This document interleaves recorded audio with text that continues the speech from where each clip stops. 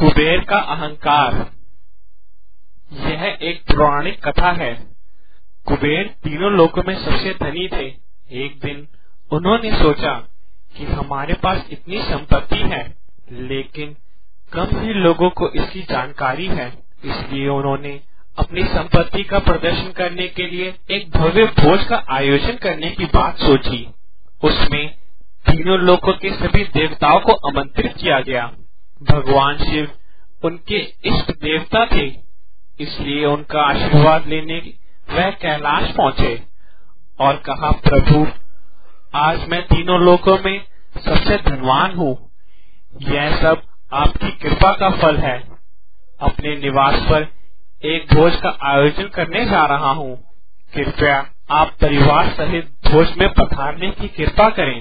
भगवान शिव कुबेर के मन का अहंकार ताड़ गए।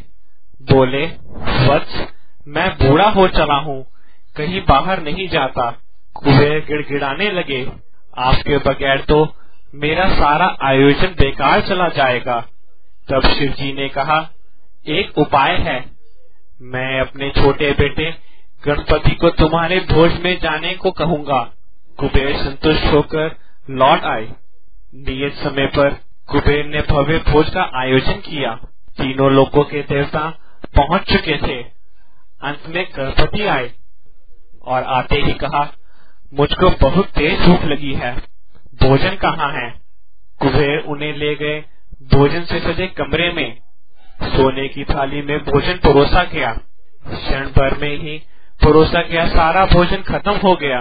दोबारा खाना परोसा गया, उसे भी खा गए। बार बार खाना परोसा जाता और क्षण भर में गणेश जी उसे चट कर जाते।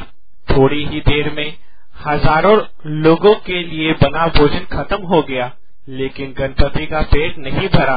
वह रसोई घर में पहुँचे और वहाँ रखा सारा कच्चा सामान भी खा गए, तब भी भूख नहीं मिटी। जब सब कुछ खत्म हो गया तो गणपति ने कुबेर से कहा, जब तुम्हारे पास मुझे खिलाने के लिए कुछ भी ही नहीं, तो तुमने मुझे न्योता क्यों दिया था?